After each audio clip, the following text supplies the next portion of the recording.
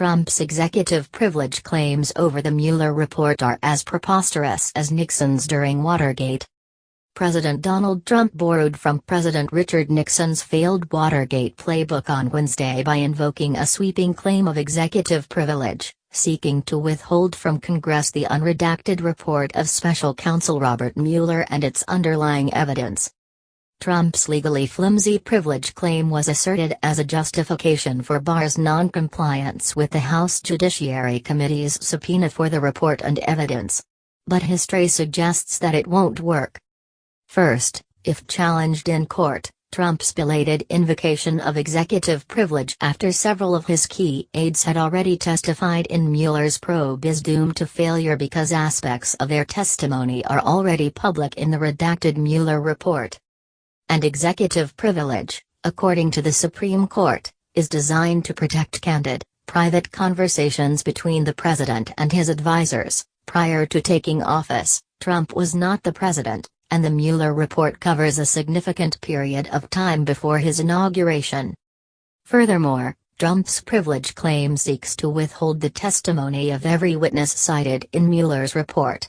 But the footnotes in Mueller's redacted report identify multiple witnesses who never worked in the administration, including Henry Onyansky, a Florida-based Russian who claimed to have derogatory information on Hillary Clinton, Andrei Rozov, chairman of the Russian real estate connected to the proposed Trump Tower Moscow project, Dmitry Simes, the president of Center for the National Interest, a U.S. think tank with Russian ties, Richard Burt, a board member of CPI, Badr Avain, chairman of Russia's largest commercial bank, Alfa Bank, former Trump Organization lawyer Michael Cohen, and former campaign advisor George Papadopoulos.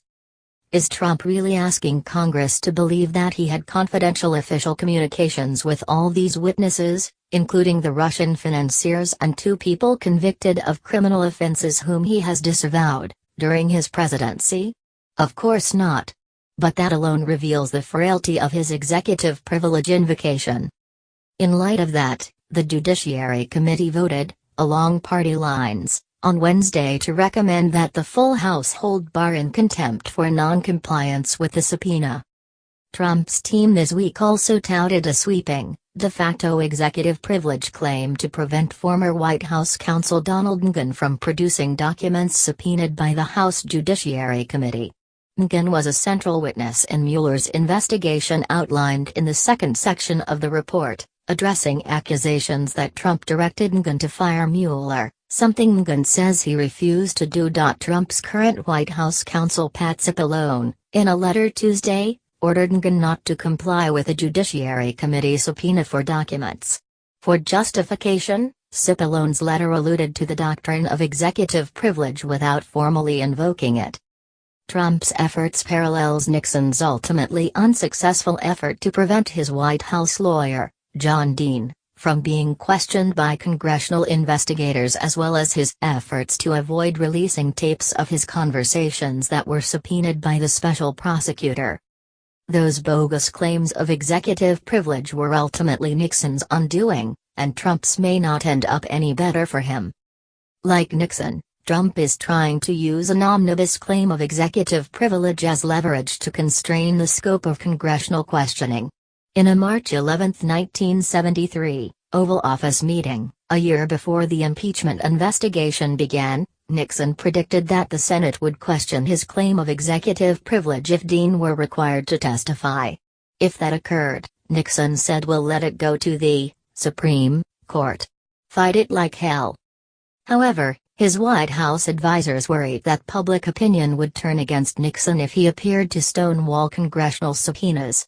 On March 22, 1973, H.R. Haldeman, Nixon's chief of staff, referring to the anchor of the NBC nightly news at the time, warned Nixon about the guy sitting at home listening to John Chancellor say the president is covering this up by invoking the widest exercise of executive privilege in American history and all that. He says, "What the hell's he covering up?" Nixon took note and modified his strategy to assert only a limited waiver of executive privilege as part of a bargaining ploy with Senate investigators.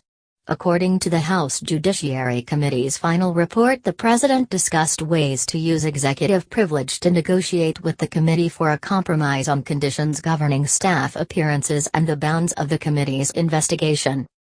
It didn't work. In televised hearings, Senate committee questioning disclosed the existence of the White House taping system and Dean's detailed accusations about the Watergate cover-up. And then Nixon's executive privilege claim was unanimously rejected in July 1974 by the Supreme Court, which ordered him to produce White House tapes subpoenaed by the special prosecutor. Nixon's lawyers first told the court that communications between the president and his advisors were absolutely privileged and courts were powerless to order their disclosure. The Supreme Court was unimpressed, holding, "We therefore reaffirm that it is the province and duty of this court to say what the law is," citing the seminal 1803 opinion in Marbury v. Madison. After confirming its authority to rule on Nixon's executive privilege claim, the Supreme Court found that executive privilege did not supersede Nixon's duty to comply with the subpoena issued by Special Prosecutor Leon Jaworski. Following the 8-0 ruling, Nixon had to produce the smoking gun tape recording that he had tried to conceal under the cloak of executive privilege. The House Judiciary Committee's final report also faulted Nixon's claim of executive privilege, concluding that they were without merit. In that report, the committee declared, if a generalized presidential interest in confidentiality cannot prevail to defeat a trial subpoena in a criminal case, neither can it be permitted to prevail over the needs of Congress for all relevant facts in the impeachment process. More damaging was the committee's assessment that Nixon's 1973 invocation of executive privilege to limit the scope of his former aide's testimony evidenced his personal involvement in the Watergate cover-up. President Nixon's efforts to cover up the facts of Watergate included an effort to narrow and divert the Senate committee's investigation, the report stated. He attempted to extend executive privilege to former aides and attempted to invoke the doctrine to prevent their testimony. Trump's lawyers seem to believe that taking the same actions as Nixon will have different results for their client. The courts and the House, though, may have other ideas. Michael Conway served as counsel for the U.S. House Judiciary Committee in the impeachment inquiry of President Richard M. Nixon in 1974. In that role, he assisted in drafting the committee's final report to the House of Representatives in support of the 3 articles of impeachment adopted by the committee. Conway is a graduate of Yale Law School, a fellow of the American College of Trial Lawyers and a retired partner of Foley & Lardner LLP in Chicago.